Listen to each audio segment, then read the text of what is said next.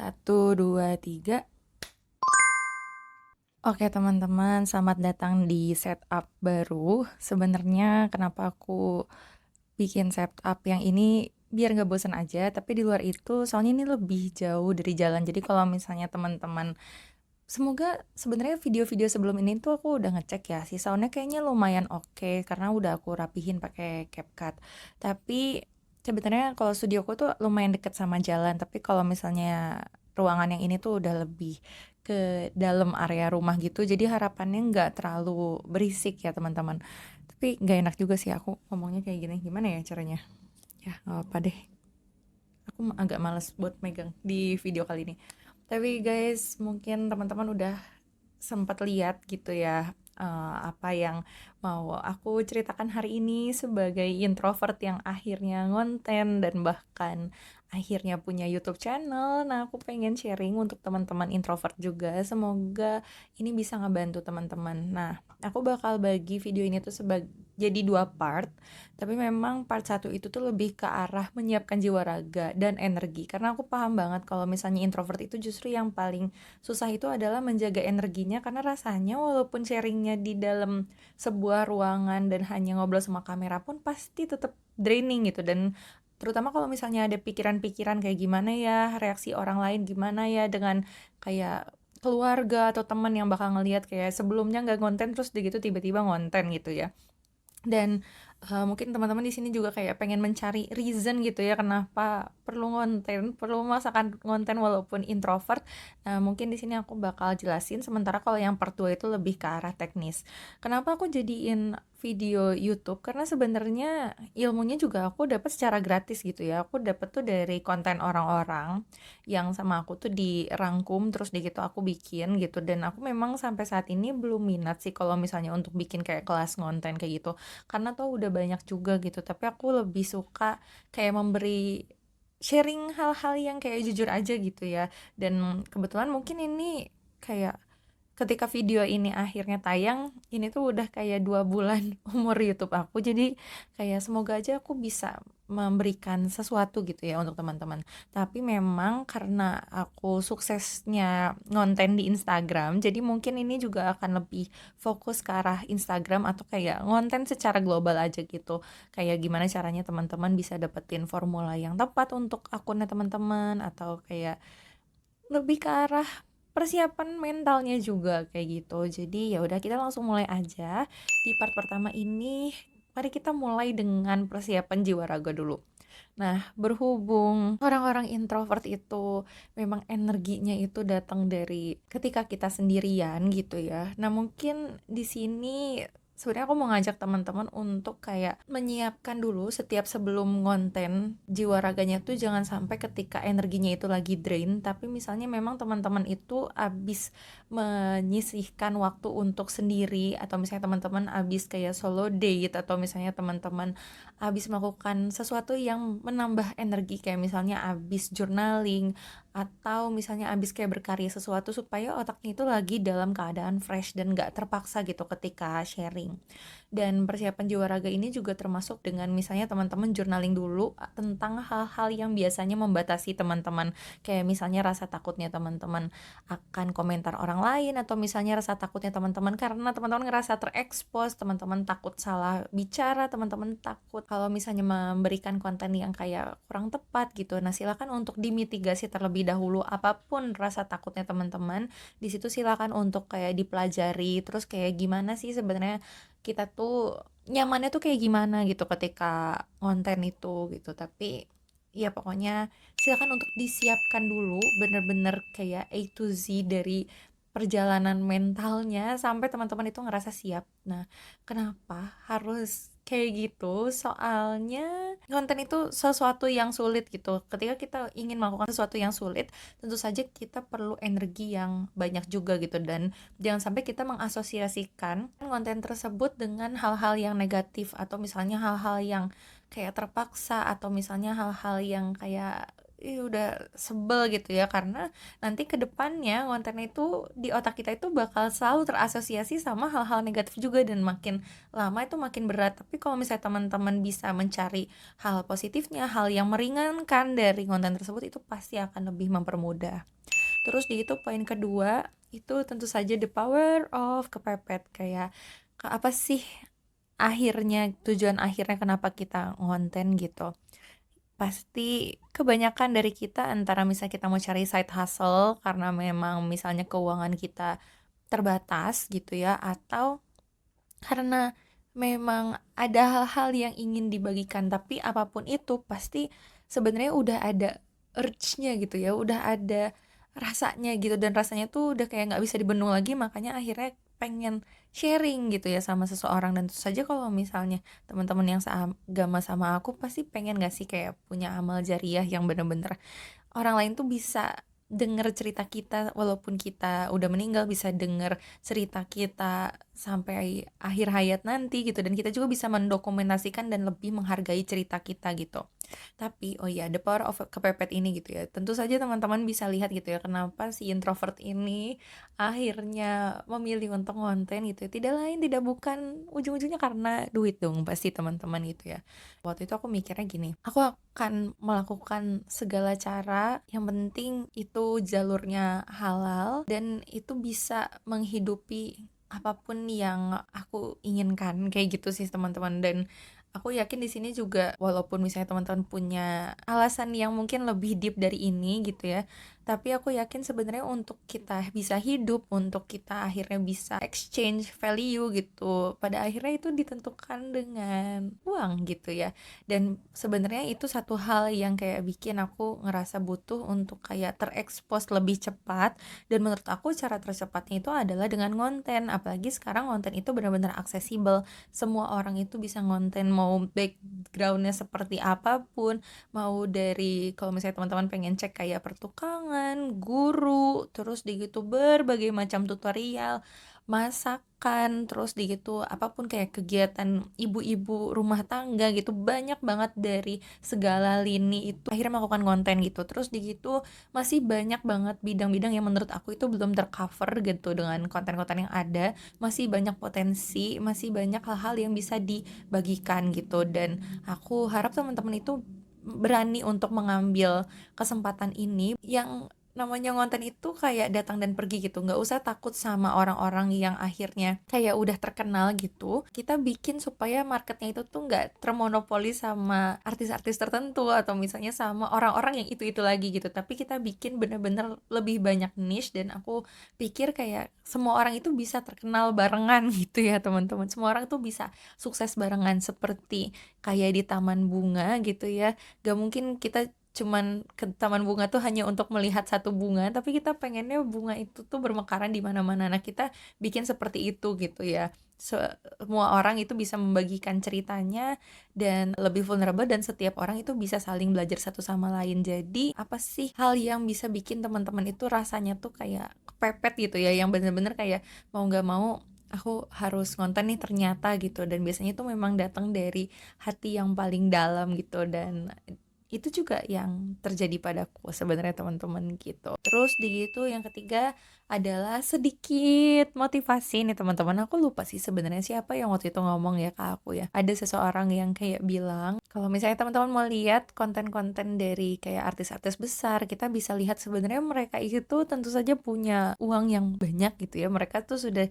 dapat pendapatan yang kayak cukup stabil, tapi mereka nggak berhenti ngonten gitu. Bahkan beberapa kayak misalnya kita bisa mungkin kalau mau menyebutkan nama gitu ya, kayak Raffi Ahmad atau misalnya kayak Siska Kol gitu ya. Gimana nih orang-orang yang kayak berprivilege aja mereka itu akhirnya ngonten. Nah, apalagi kita-kita yang memang dari kelas menengah gitu ya, atau misalnya mungkin teman-teman di sini yang nonton juga ada yang ngerasa kayak bener-bener butuh banget uang gitu. Aku yakin kita perlu untuk berusaha lebih lagi, lebih lagi dibandingin mereka. Mereka yang udah punya uang aja pasti mereka punya reason gitu ya, kenapa walaupun mereka udah punya pendapatan tapi mereka tetap memilih untuk konten gitu. Jadi apapun reason mereka, aku rasa itu bukan jadi yang menghentikan kita untuk konten, tapi justru kita yang perlu untuk semangat dan bekerja lebih gitu. Menurut aku sih seperti itu. Jadi, siapapun kamu, kalau misal aku ngerasa setiap orang itu punya cerita yang berbeda-beda dan aku yakin cerita kamu itu juga berharga dan aku juga berharap bisa denger lebih banyak cerita dari orang lain supaya aku juga bisa lebih banyak memaknai dunia gitu, teman-teman. Oke, itu sedikit motivasi aja dari aku. Yang keempat, introvert itu kebanyakan observer karena kita itu lebih banyak diem gitu ya, terus di gitu kita juga lebih banyak kayak memandangi orang lain gitu ya. Nah, aku harap karena kita udah banyak melihat contoh-contoh yang bagus-bagus di luar sana, jangan sampai kita tuh jadi kayak ngerasa butuh untuk nunggu sempurna dulu, karena sebenarnya untuk akhirnya tahu kayak peralatan apa yang dibutuhkan, terus di gitu hal-hal yang kayak disukai sama orang, itu tuh bener-bener butuh trial and error. Sejujurnya teman-teman, aku udah mencoba untuk bikin YouTube itu dari tahun 2020, itu kayaknya video pertama aku gitu yang aku benar-benar buat waktu pandemi, dan akhirnya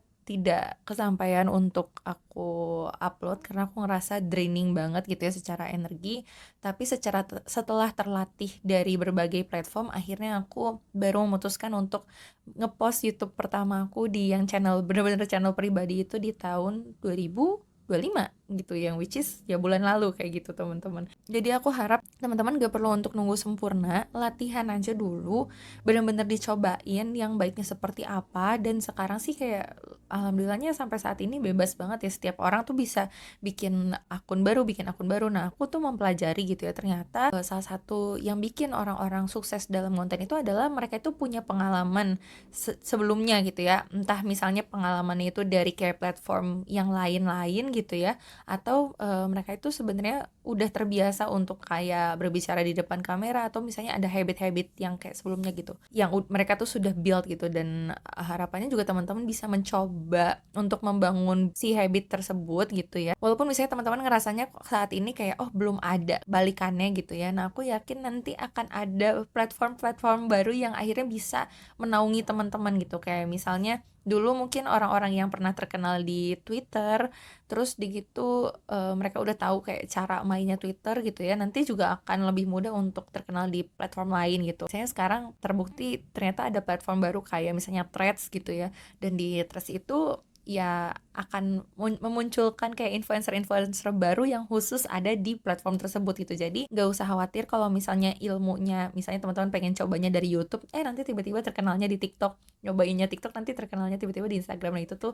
sesuatu yang sangat bisa terjadi, jadi mendingan cobain aja dulu. Jujur sebenarnya kalau di akun aku pribadi, di antara Instagram, YouTube sama TikTok, aku paling sukses itu di Instagram. Padahal yang aku coba itu sebenarnya formula-formula yang tadinya aku harapkan dia bisa maju di TikTok gitu, tapi ketika aku coba mirroring itu tuh nggak berhasil gitu. Dan buat aku sih sebenarnya cukup draining ya kalau misalnya aku masih harus mencoba untuk mempelajari TikTok juga. Jadi akhirnya kayak ya udah aku ikhlaskan, kita coba bangun dari Instagram dulu, karena Instagram sampai saat ini sebenarnya udah lumayan cukup. Nanti mungkin satu hari kalau misalnya aku pengen nambah platform, aku bakal coba kayak ulik-ulik lagi gitu ya si platform tersebut. Dan mungkin saat ini ternyata aku cukup nyaman itu ngobrol di YouTube gitu. Yang kelima adalah silakan untuk siapkan materinya. Nah, untuk mencari niche atau kayak si target market yang paling spesifik gitu, menurut aku sebenarnya start dari cerita pribadi kita sih. Waktu aku mengerjakan konten di Instagram, asalnya tuh banyak banget rasa ragu. Karena konten aku itu tentang journaling, dan kayaknya tahun 2020 itu masih banyak orang-orang yang baru banget kenal sama journaling, atau bahkan nggak tahu journaling sama sekali. Bahkan masih banyak yang mikirnya kayak, oh journaling itu tuh kayak gimana sih, kayak diary ya, kayak gimana ya maksudnya gitu ya. Dan waktu itu tuh juga kayak misalnya dari keluarga atau teman gitu, ada orang-orang yang akhirnya meragukan kayak, kenapa sih kamu tuh milihnya sesuatu yang sangat niche gitu ya. Yang tidak disangka-sangka adalah ternyata tentang journaling ini akhirnya naik di tahun 2025 gitu ya, which is kayak 5 tahun setelahnya. Dan aku ngerasa beruntung banget gitu ya udah pernah memperkenalkan tentang journaling. Jadi ketika si niche akunnya naik gitu ya dan views-nya itu meningkat gitu, aku ternyata udah langsung sudah disediakan kayak si klien-kliennya gitu ya, sudah disediakan kayak penonton-penontonnya, viewers-viewers dan followers-followersnya gitu. Jadi aku nggak terlalu kaget lagi gitu. Padahal aku udah nge-build si akun ini tuh kayak dari tahun 2020 gitu. Jadi nggak usah takut sama niche-nya teman-teman atau misalnya sesuatu yang spesifik dari dirinya teman-teman. Selama teman-teman rasanya nyaman untuk membagikan hal tersebut itu pasti akan ada aja marketnya, pasti akan ada orang yang butuh gitu. Jadi kalau misalnya teman-teman pengen siapin kayak materi, mau itu di Instagram, TikTok atau misalnya di platform manapun gitu, silakan untuk pilih hal yang paling otentik, yang paling bener-bener menggambarkan diri teman-teman dan hal-hal yang paling kayak dicari sama temen-temennya teman-teman, gimana sih? Ya pokoknya dicari sama teman-teman kamu deh itu. Nah, salah satu caranya adalah coba deh kalau misalnya kayak kalian lagi curhat-curhatan gitu ya sama teman gitu ya, apa sih yang biasanya mereka komentarin, terus gitu apa yang mereka tunggu gitu dari cerita kamu gitu. Nah, biasanya, dari situ tuh akhirnya ketahuan kayak niche kita tuh seperti apa gitu. Karena jujur kayak teman-teman aku tuh banyak yang nanya kayak, "Mai gimana sih kok kamu tuh bisa kayak bener-bener tenang banget, kamu tuh jarang cerita sama orang, tapi kamu tuh kelihatan kayak composed banget gitu, kamu tuh kayak bisa mengendalikan emosi gitu ya, kamu tuh kok kelihatannya kayak sabar." Terus aku kayak simple jawabannya adalah karena aku suka journaling, segala hal tuh udah aku ceritain di notebook aku, jadi aku nggak ngerasa perlu untuk menceritakan ke orang lain. Banyak hal yang kayak aku tuh udah menyelesaikan hal tersebut sendiri dan akhirnya kayak aku nggak ngerasa butuh untuk kayak menceritakan berbagai macam problem ke orang lain kayak gitu. Dan ya itulah yang bikin kayak oke, berarti ternyata orang-orang itu tertarik nih sama journaling gitu ya. Dan setelah aku banyak ngepost tentang journaling itu ternyata akhirnya banyak yang nanya, banyak yang minta ajarin dan disitulah akhirnya mulai akunku berkembang juga kayak gitu. Nanti kalau misalnya teman-teman udah kayak ngecek si pasarnya teman-teman gitu ya dan teman-teman juga udah tahu apa yang mau diobrolin. Nah, silakan untuk cek kayak orang lain gitu ya atau misalnya kayak cek pasar, cek kompetitor gitu ya. Kayak siapa sih orang-orang yang punya akun-akun tuh mirip sama atau sesuai sama yang teman-teman inginkan gitu ya. Nah, silakan untuk kayak di save. Kalau misalnya di Instagram kan udah ada fitur save-nya. Kalau misalnya kayak di YouTube juga sama sih kan dia kayak bisa di save gitu. Atau misalnya teman-teman bisa untuk kayak screenshot dan bikin kayak semacam vision board gitu ya, yang bener-bener menggambarkan teman-teman tuh mau seperti apa sih gitu. Biasanya gambarannya semakin clear itu tuh akan semakin memudahkan teman-teman untuk konten juga kayak gitu dan ketika teman-teman ngecek gitu ya si pasar yang berhasilnya, orang-orang yang sudah berhasilnya, nah teman-teman itu bener-bener cek kayak faktor-faktornya kayak misalnya kalau teman-teman nggak sanggup untuk kayak ada di depan kamera, nah silakan untuk cek kayak konten-konten yang bentuknya tulisan. Terus di konten-konten yang bentuknya tulisan itu menurut teman-teman orang lain itu suksesnya itu kenapa sih? Apa yang bikin mereka itu sukses gitu ya. Nah, teman-teman tuh catat kayak misalnya gimana cara mereka bikin judul, gimana cara mereka bikin hook, apa hal-hal yang bikin teman-teman tuh suka sama dan betah gitu ya untuk mengkonsumsi konten tersebut. Kalau misalnya teman-teman udah tahu, nah silakan untuk aplikasikan di videonya teman-teman atau misalnya di kontennya teman-teman, tapi inget ya jangan kayak ditiru plek-ketiplek, tetap masukin ceritanya teman-teman gitu, bener-bener cerita yang otentiknya teman-teman gitu, karena disitulah yang bikin kayak pembedanya gitu. Dan silakan untuk kayak ganti warnanya, tone colornya yang bener-bener sesuai sama apapun yang teman-teman tuh inginkan gitu. Mungkin di sini memang kayak tips-tipsnya kayak Kak ini sendirian banget, ini gak didelegasiin. Nah, teman-teman aku yakin kalau misalnya teman-teman yang introvert pasti paham gitu ya, rasanya tuh segala hal tuh pengen dilakukan sendiri secara mandiri, bener-bener kayak misalnya memang orang-orang konten di sini pasti cobain sendiri dulu karena belum tentu semuanya punya modal untuk kayak punya editor kayak gitu ya. Mau nggak mau kita yang jadi kayak perlu multi talent gitu ya, kita yang perlu mempelajari kayak skill-skill tambahan supaya si kontennya itu bisa berhasil. Makanya kayak, ya teman-teman sebenarnya sampai saat ini pun baik konten Instagram, itu ada 2 Instagram yang saat ini tuh aku pegang sama YouTube aku ini juga, ini masih aku edit secara pribadi di sela-sela kesibukanku. Jadi, bisa kok teman-teman kalau misalnya teman-teman yang introvert belum siap untuk kayak nambah tim gitu ya, silahkan untuk dicoba sendiri, tutorial yang lainnya itu banyak. Dan mungkin kalau misalnya teman-teman lihat kayak si YouTube Unedited Mindset ini, kenapa disebutnya unedited? Karena memang nggak banyak diedit ya, nggak banyak video yang sama aku di-cut. Memang ini tuh bener-bener aku langsung ngomong dan aku bener-bener upload apa adanya gitu ya setelah di post gitu ya. Jadi ya ini mungkin bisa jadi kayak salah satu inspirasi juga dan mungkin teman-teman lihat gitu ya, masih banyak ketidaksempurnaan dari video ini gitu dan video-videoku yang lainnya. Nah, aku harapannya itu tuh bisa memotivasi teman-teman bahwa lihat video yang belum sempurna pun tetap ke-post. Nah, aku pengennya teman-teman tuh ikut kayak barengan sama aku, kita sama-sama belajar bersama gitu. Jadi gak usah takut teman-teman, silahkan untuk di-post karyanya. Dan kalau misalnya teman-teman udah nge-post karena video hari ini, please tag aku bakal support, nanti aku bakal bantu untuk sharing juga gitu kalau misalnya teman-teman rasa nyaman gitu. So, mungkin itu aja untuk dari yang part 1, kita tunggu ke part 2. Di part 2 kita bakal bicara hal-hal yang jauh lebih teknis lagi. So, see you next time. Bye.